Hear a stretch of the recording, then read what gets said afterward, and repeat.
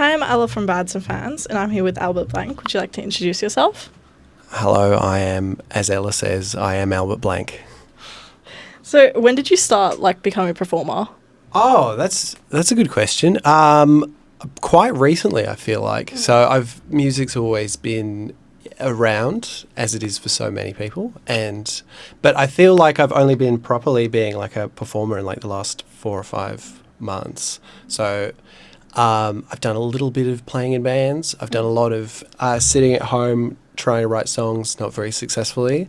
I've done a lot of different like iterations of me, as one does in one's 20s, yes, trying on different outfits and finding most of them look ridiculous on you. But so I think it's only really since the first single came out 4 or 5 months ago that I've really stepped into my role, successfully or unsuccessfully. The people at home will judge. Perhaps some of you are now fans of Albert Blank from seeing me. Perhaps some of you have been turned off for good.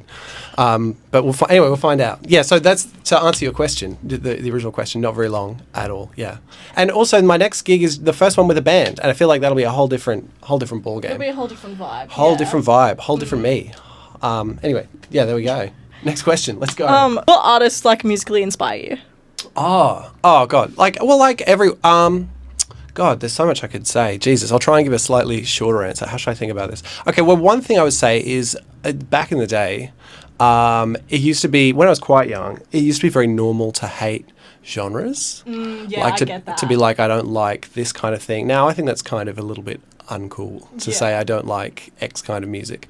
Except unless it's country or something, like very patriotic country. You know, anyway, there's a few exceptions, heavy metal, maybe.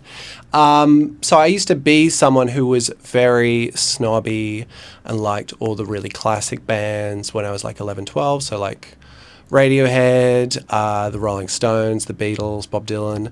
And I used to think rap was really bad. Like it was I used to think that too. Sort of a non-musical genre. But I think actually I'm not. This is a weird pitch to give for trying to persuade people to join the Albert Blank way. But I'm not really very musical. Like I'm more like a words person. So I get that. I come to it from like being good with words and stuff. And I think when I learnt, 15, 16, that there was like a whole music to the way people spoke, and not just in terms of like rhythm, but like cadence and meaning and the way people pronounced certain words. So like I was really kind of unbearably into rap music, and even really wanted to be, I know this doesn't seem like kind of my vibe, but really wanted to be a rapper from 16. Yeah. So like many things I thought would be possible at 16, 17, this did not pan out. And luckily there's no surviving recordings of my rap career. But learning that. So all the songs now just always start with like, is this a good set of words to phrase, rather than like thinking about the music or anything like that. Yeah. You know what? I love that. That's honestly like one of the best answers I feel like I've ever done wow. for that. Yeah, that's like good. actually really good. I'll keep that bar high. I'll definitely go find the rap. I'll go try and find them. I'll find a way. It's been scrubbed from the internet. You're not going to find. It's not going to be like the Vampire Weekend thing. There's like old recordings of when they were a rap group. So, yeah. Yeah. Anyway, there's nothing like that out there to the people at home. Anyway. I'll find it. Okay. I'll cool. find it. Were you taught how to play, how to sing? I did piano lessons, and so I learned like the basic moves, but I'm not super I'm not like someone who went to uni for it. And I probably stopped studying about 11, 12. And then I did a couple of lessons with a singing teacher just because my voice was getting sore all the time. Yeah. And so I tried singing for a long time. And I remember when I was young, one of my parents, who I won't identify which one, there's only two, so there's only two options. One of them, I said I really wanted to be a singer, and they were kind of like, yeah, that's not going to happen. You're probably not. It's probably not your main thing. Even though my dad was actually a choir boy, funnily enough. Anyway, was I taught? Not really, is the answer. Mm-hmm. No. So it's mostly self-taught, learning songs off the internet and playing them mediocrely well. Yeah. Any up-and-coming bands or artists you'd recommend? Oh, so it's like locals? Yeah. Like locals? Oh, I've got to shout out 3 friends of mine have put out music this year. My friend who I'm gigging with next week, Patrick Francis, has put out a double-header, amazing double-header, but particularly the song Raya is really good, about the struggles of Raya. I really love that one. my friend Strawberry Prince, who I did a gig with a little while ago, did just put out 2 singles earlier this year, but put out one that I really love called The Unraveling, which is really good. So check out Strawberry Prince. But also I've known someone called Kathy Diver for like a long time, a little bit distantly, like sort of friends of friends. And she's always been really cool. And I hear people say she's very talented and brilliant, but I've never been given a chance to witness that. But she just put out her album, which is so good. It's called Everything's a Car.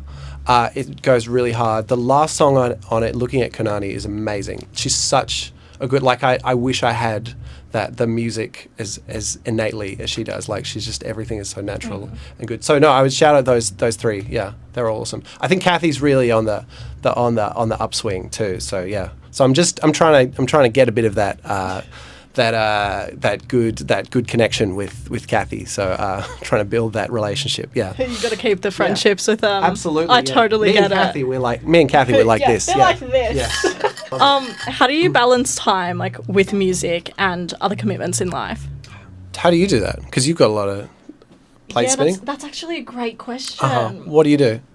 Oh, see, I just kind of like force myself to be places when like I have something on, and I'll just teleport between venues. I'm like, yes, I'm there, but now I'm there. Absolutely, teleportation. If you've not tried it, really good. I think teleportation, really good. It's expensive. There's a subscription model. It is $40 a month, but it's worth paying for.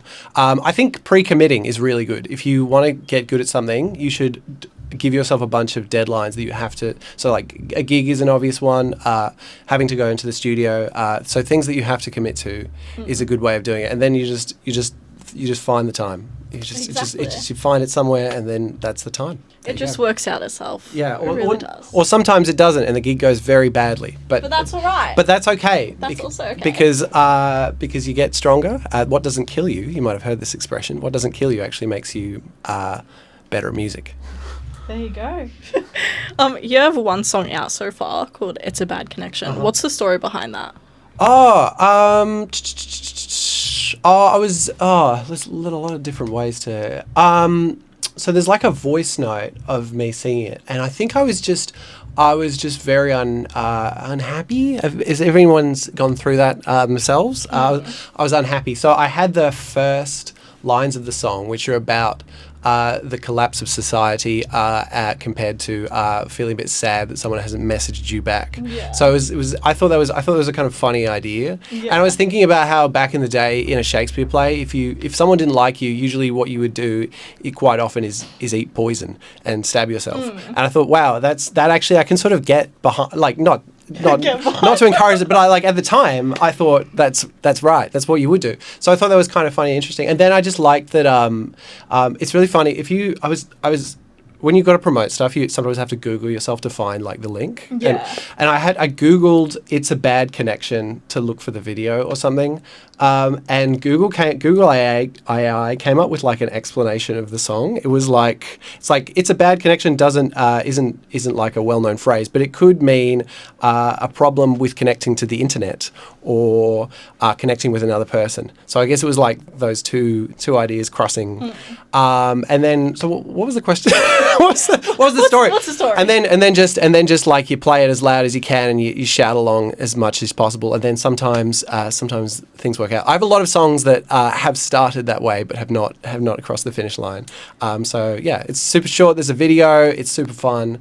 It rocks out. It's kind of like if like the Arctic Monkeys did like a Chuck Berry song. That's kind of how I think about it. Anyway, is it the Arctic Monkeys or is it Arctic Monkeys? Arctic Monkeys. I wouldn't want to start beef with Arctic Monkeys. That would be a really bad way to... Anyway. You got a tweet from Alex Sturridge. Yeah, well actually maybe that would be good. Maybe we have to tag him. Yeah, maybe I should say more disparaging things about Arctic Monkeys. Anyway. And a little birdie told me you have a new song coming out soon called The System. Might have been me. Might have been him. I might have been the bird. Yeah. So can we get a little hints on what that song's about? A little like. It's like what's The System about? How would I think about it? Like I think it's just kind of again it's hard to explain why you think it's hard because when someone asks, well, what's the song about, like why did you like writing about that song, it's hard not to say arrogantly I had a really good idea and so I executed that good idea. But You could have had a really good idea. yeah, no, but like I just thought it was a really funny idea to call a song "The System" because it's sort of so it's so melodramatic. Yeah. Like take down the system. I hate the system. And the idea of I had a lot of things to get out of me as opposed to like the idea of getting it out of your system.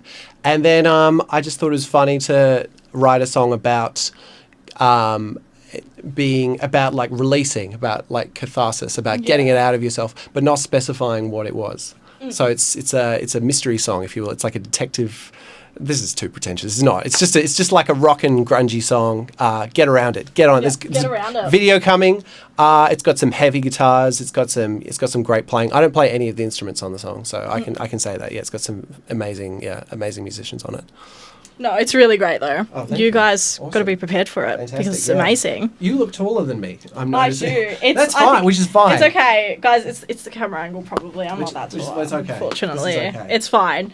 How do you prepare for gigs? Well, you might notice my voice is a bit husky because sometimes I sing too much and my voice gets a bit out of it. Yeah. So oddly enough, I try not to sing that much. I try not to play that much.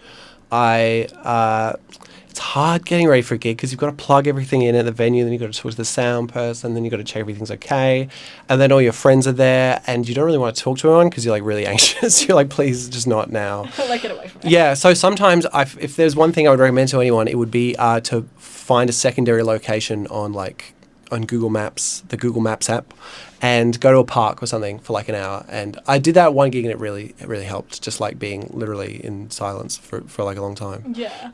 So that's how I sort of prepare this. I don't really have any other tricks. I try and practice sometimes, like in the weeks leading up. I try to make it good. That's how I prepare. I want it to be a good gig, but that's all I do. Yeah. Yeah. Understandable, honestly. Yeah. I get that. What's the most recent show you've been to? Oh, as in like a gig, Yeah. like not one of my own. Yeah, not one of your. Oh, I went to see Sophia Cortesis, the DJ, play at the Nightcat. It was so good. Oh, I'm just so in love with her. I just think she's the most gorgeous, incredible, brilliant woman in the world. She makes a sort of like a kind of caribou quartet style, but there's like a lot of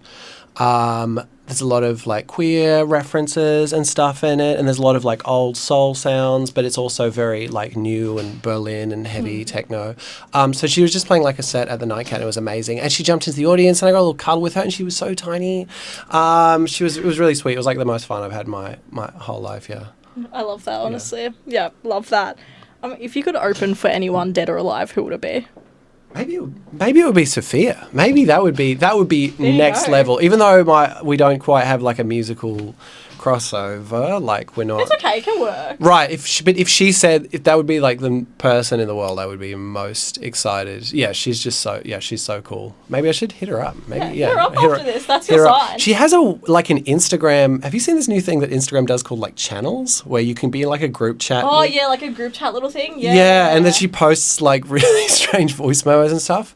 But I'm pretty sure it's one way, so I couldn't. I have when I've had a few too many drinks, replied like really goofy things to her stories, like "I love you so much" and I love that. whatever. But she's not. It's so far, my pleas have been unrequited for Sophia. So Sophia, Okay. yeah, absolutely. Yeah, got to tag her in the comments New after this. new record coming out this year. I'm so excited. Oh, Yeah. we love that. Yeah. What's the best and worst gig you've done like so far? Like, Well, the best one's going to be the next one. I think the next one at Creatures of Habit with Patrick Francis, Insectoid Witch. It's my first time with a band. We've got Albert Blank, we've got Alice Blank, we've got Hayden Blank, we've got a whole Blank trio. oh yeah. It's gonna be heavy. It's gonna be loud. It's gonna be so much fun. It's a really small venue. It's a really nicely put together venue. Do you know Insectoid Witch? No. They're so cool. They're so bizarre and cool. I saw them at the Evelyn and they were so awesome. And my friend Patrick Francis is playing, and he's just like, just a genuinely incredible singer and songwriter too. So no, it's super. So that will be the best gig ever. I think. I'm very confident. Things could go wrong, but I'm gonna. And then the worst gig. Jesus. I set up a gig recently, and I won't name the venue or the artist, but it had two gigs on at the same time, and so we were upstairs and the other band was downstairs, and you could and the person in the gig I put on was like a sort of finger picked, gentle acoustic folk sort of thing, and the downstairs people were sort of a heavy funk metal band, and so you could hear the funk metal band the whole time. So I felt incredibly, because the venue hadn't told me that at all. It was just like a random thing that happened. Anyway, so that sucked. I felt so bad for the person who was playing. So yeah, that would be the worst one. Yeah. It happens. It happens. It really does happen. It doesn't have to happen though. I feel like they could have told me a funk metal band was playing. Anyway, They could have. They also could have like made the sound not that like loud. I It know. shouldn't be. But funk metal's meant to be played loud. That was the. True. That's True. just one of the laws of nature, laws of this world. How do you think the Aussie music community will evolve into the future? That's a good point. I actually don't. I don't have any prophecies to reveal. Maybe I should do like prophecies. I should do like a Patreon where if you pay $5 a month, you get the prophecies You need of to do Albert that. Blank. Yeah. Prophecy about the future of Australian music. I don't know. I feel like Australia has a little bit of an issue where we're both very isolated geographically. Yeah, that's true. But we also love other countries' music, and I feel like there's not a lot of crossover sometimes, especially with like other continents' music. There's not like a lot of blues in Australian music. There's not a lot of like soul and stuff. Yeah. I feel like I'm just disparaging bands now. But I don't know, how do I think it'll evolve? I think it'll probably, who knows what TikTok and AI is going to do. Yeah, Like it's probably going to be like a exactly. whole different, I'm probably going to be like one of the last performing artists before AI takes what little money I get from playing shows. Anyway, yeah, so I don't know. Yeah, true. Sorry, that was a It's terrible, definitely- that was a No, terrible that answer. was fine. That was the worst answer. But I'll give the next one, I'm going to knock out the park. The next Yeah. one's going to be so good. Okay. I'm not looking. I'm not Yeah. looking. What's your favourite and least favourite part about being a musician? What's my favorite part about being? My favorite part is that now that I'm in a band, I'm the leader of the band. So I'm in charge. I have absolute okay. power. I have total control over everything they say and do on stage. But I suppose the worst part is that means I'm very vulnerable. They could take over the band. They want that power too, True. and I'll have to. You have to watch your back. You have to be only the paranoid. Only the paranoid survive. And so I live with one eye open. I sleep with one eye open. I live with both eyes open. I stay woke. Anyway. Of course. What's the best piece of advice you've gotten? Oh, I'd love some good advice. If anyone's got any good advice, I've got none. I've had no advice.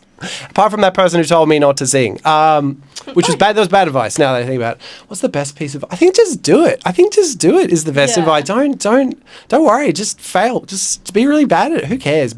Look. Just if anyone at home is thinking about doing music, a little secret? It's actually very easy. It's not. It's like if you've learned to drive a car, you can probably work out how to play a guitar or play on the computer and make a little music. So if you're thinking about it, just go for it. That would be my advice. That's the best piece of advice is my own advice. I love that. I honestly love that. Awesome. Yeah. I'm trying. If you made a rumour about yourself, what would it be? I think after this interview, it would have to be that I'm taller. That it looks like in this interview, because this interview is going to really ruin my not tall enough reputation. I am very tall. Look. You know how on the apps people say they're 6 feet. Yeah. And then they're not. You meet them and they're like 5 feet, and you're like, this is not going to work. Because you lied to me. That's betrayal. That's not how to start. But I am actually genuinely. I have measured myself multiple times. I'm 100% 6 foot tall. I am wearing platforms today, but without the platforms, I'm 6 foot tall. So the rumor I would start is that I am definitely. Does the rumor have to be false or can it be true? It can be true, can't it? It could be true. So it is true. I am 6 foot tall. There you go. He's 6 foot tall. I am 6 foot It's tall. just the camera. Like, Let's it just get that makes me rumor. look taller. Yeah. And what's your favourite coleslaw aisle? Oh, like the grocery. Yeah. I don't know. I know, it's a weird question. No, it's a good question. It's a good question. I like which bit of Coles do I like the most? I like the cheese. I like a bit of cheese. Ooh, But yeah. mostly I live off a plot of land that I have myself till and harvest my own food from. So I'm living off the land. That's if I didn't have to do that, I would make more songs. But it's really important to me to live just. So that's why I have a sort of Soviet diet of just greens and water. Good on you. So there we go. Yeah, kid. That's another piece of advice. Stay healthy, kids. Yeah, stay healthy, guys. Trust me, it's for your own good. Yeah. And last question, anything to say to anyone watching, anything to promote? Oh, last question. Jeez, this is so much fun. Yeah, I'm so sad this is over. Last question. Well, I've got a gig at Creatures of Habit with Insectoid Witch and Pat Francis. There will be a link in the bio. Albert Blank makes music on Instagram and TikTok. I'm trying. TikTok is really... TikTok's really weird. I signed up to TikTok and I was like, the first 5 videos were like kids, like 12-year-olds dancing. I was like, sorry, what is Like, what's going on? What's on? this? So on the TikTok and the gram, so Albert Blank makes music. Check it out. The System is coming out. I've also got It's a Bad Connection. The System both come out with videos too. Visuals are very important, but the gig is going to be so good. Insectoid Witch, Patrick Francis, Creatures of Habit, June 26th, Thursday. It's going to rock out. Tell your grandkids. You can tell your grandkids you're there. It's going to be one for the history books. Historians are actually going to be on site taking notes for the history books, and they're gonna be shocked by what they see there. Awesome. Well, thank you so much. Fantastic. That was honestly amazing. Thank you. I hope the upcoming show goes wonderful. Awesome. But thank you guys so much for watching. This has been Bads of Fans. Bye. Bye.